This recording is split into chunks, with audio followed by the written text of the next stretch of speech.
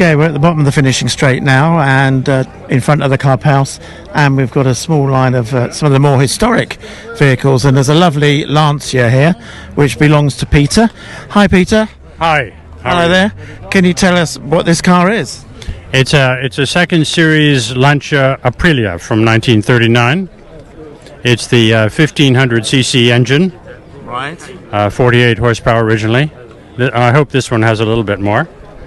And I bought it about 12 years ago as a wreck, and have rebuilt it over the last 10 years. Right. Okay. And with a lot of help from specialists, of course, but I did a huge amount of work too.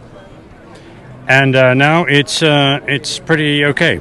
It's pretty good. So it was a bit of a barn find, was it then? Oh, it was a disaster. It was a mess. It was a real rusty disaster. Right. I mean, the bottom half of the rear doors was completely missing.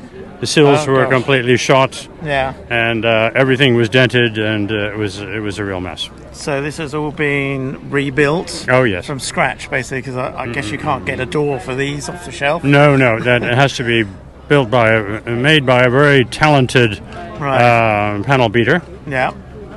And so a guy named Finton Ellis did this, and he's really first rate. It certainly is a lovely job. The panels are smooth.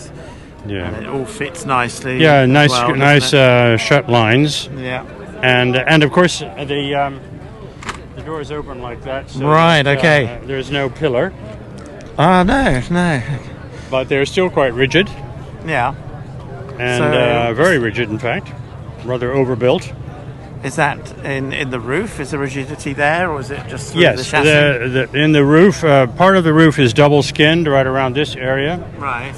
There's also a critical rib that runs down the middle of the roof, and that helps with the rigidity. And there's also a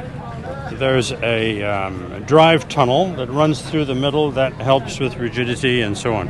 Okay. Yeah. So that's not really a problem that it hasn't got the middle pillar. Then, no, with this because of all those extra. Yeah, and it's quite advanced. It has a fully independent suspension. Yeah. Not swing axles in the back, but fully independent, with the Lancia sliding pillars up front.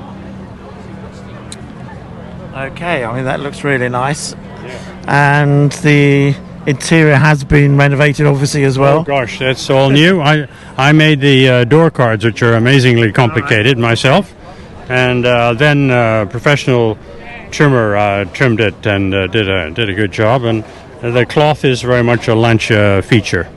Okay, so it would mean a similar cloth to this in the original. Yes, exactly. Yeah. Mm-hmm. Yeah. And the original had a great big red stain on one of the seats. Okay.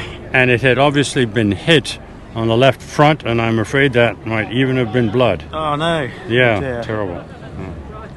So that's all gone obviously now. So we hope really not to do that again. No, we don't want to do that.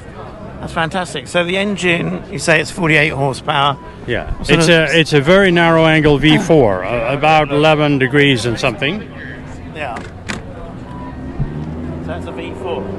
Yeah, it has. It's got an aluminium block with iron liners and an iron head that covers both banks. Right. And a single overhead cam. It's a typical Lancia design. Yeah. Were there many of these cars in this country? Do you know? They did have an assembly plant here. Right, and so they were built in the UK. They had an assembly plant. They were shipped over here without bumpers, without an interior, and so on to escape tax, I believe. Right, okay. And you can tell the English ones because they have leather upholstery. Yeah.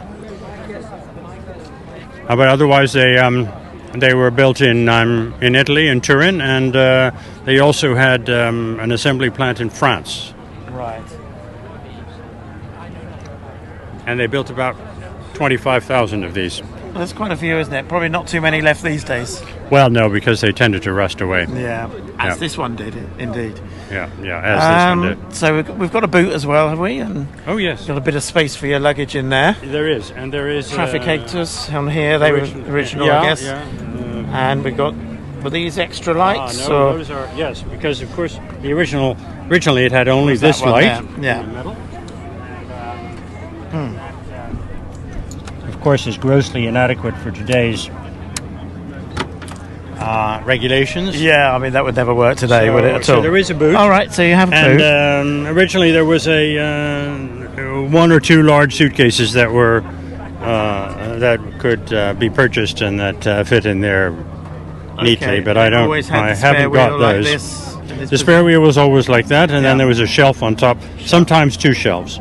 Okay. This one has just one.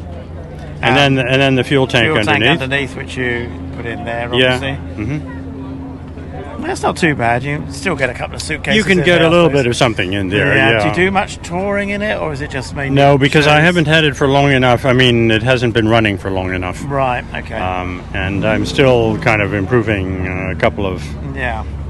aspects. Do you have an intention to use it a bit more? Oh or yes, just- yes, absolutely. Yeah. Yeah, Yeah. yeah, It certainly is a lovely looking vehicle. I think. yeah.